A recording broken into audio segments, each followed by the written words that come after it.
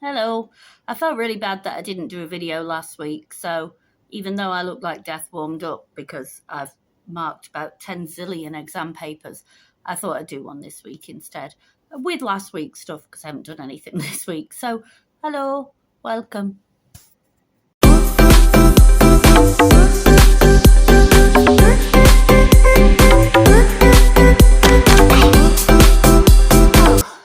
It's exam season, and yeah, I thought it was going to be an easy one this season. It's not.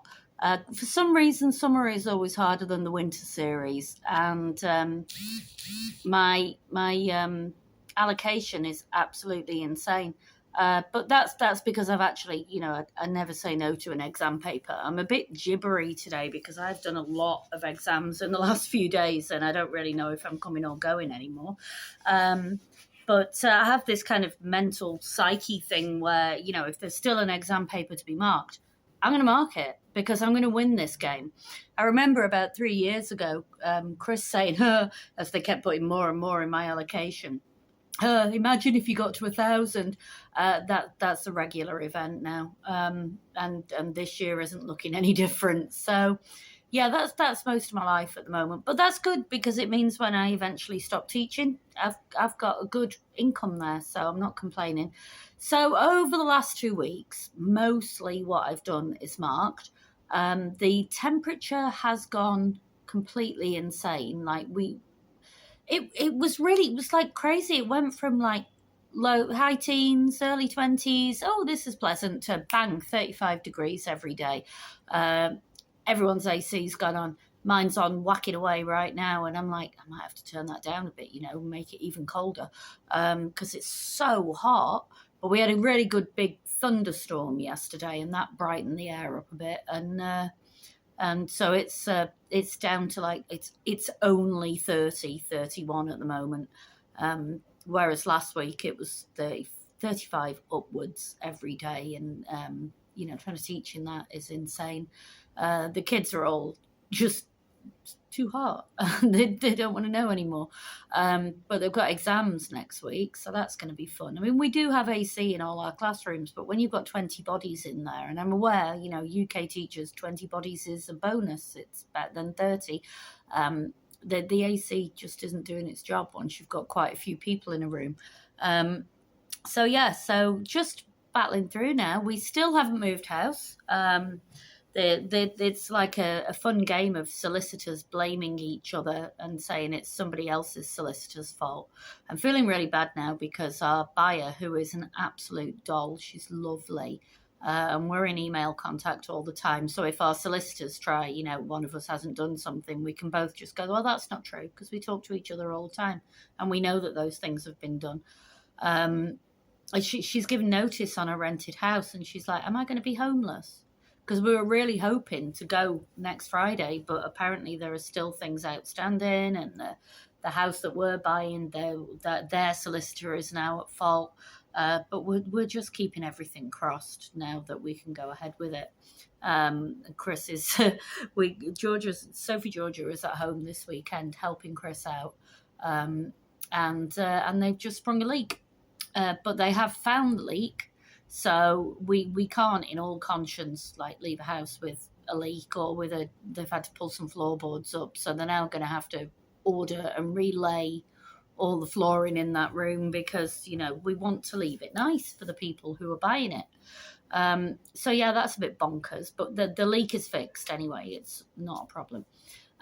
So the city of Baku is absolutely awash with small animals. Because it's just got to that age where, all the mother cats go, right, you've had your 6 weeks on your bike, and boot the kittens out, and they're all just finding their way in life. So wherever you go, there's just rows of kittens looking hopefully at you. But everybody, like I say, I've said before, everyone loves cats here. So, there's little bowls of water appeared all over the city and heaps of food everywhere. They don't love dogs the same way, but they're, before I came here, I saw a lot of stuff on the internet about the terrible cruelty of the Azerbaijan people to dogs. I have never seen any evidence of that. And on Thursday, I was walking into work and I heard the most awful howling. And I looked over the wall of the wedding palace next to work, and there was this tiny little puppy there, howling fit to burn. You know, its little heart was breaking, and I thought, oh God, I don't know what to do. There's nobody around. So I carried on going I couldn't get over the wall. It was too high. So I carried on going to work, and I just fretted all day about this dog. And I told Aida in our department, she's a crazy cat lady. She's got like a dozen of them, and she rescues them and helps them, you know, find homes and things. I didn't know she was a crazy dog lady as well, but I told her, and she was like, well, I'll do something about that.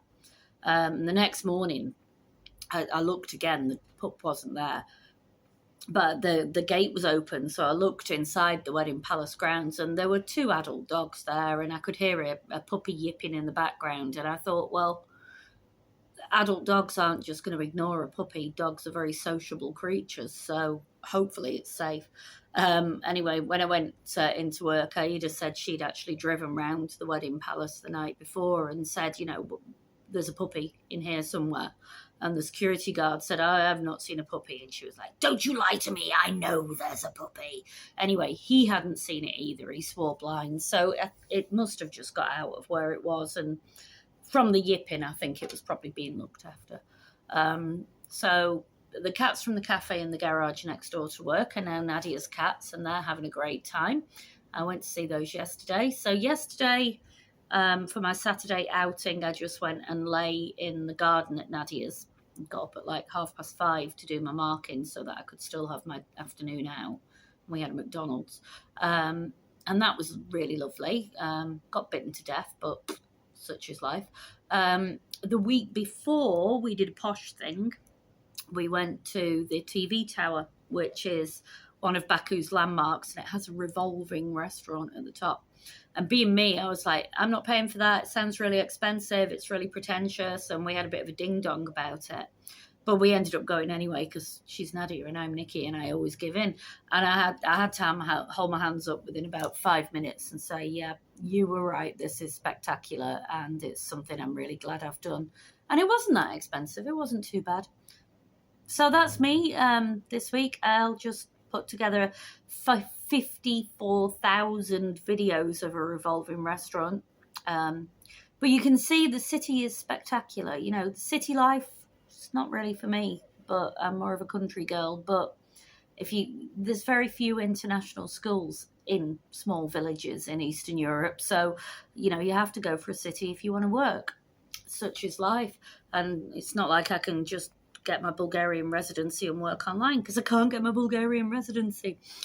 So I'll show you those videos. I've spent hours trying to get my Romanian visa sorted this week, because you have to do an e-visa application. It's really complicated, and the way it's translated isn't particularly clear. So I'm just going to wait and see for a couple of days whether I've done it all wrong or not. Beg for help from someone Romanian if I have. So yeah, I'm tired anyway, really tired, as you can probably see from the state of me. So I'm going to leave you with some videos of the sights of Baku. Nearly ready to go. 8 more days and I'll be home. Peace out.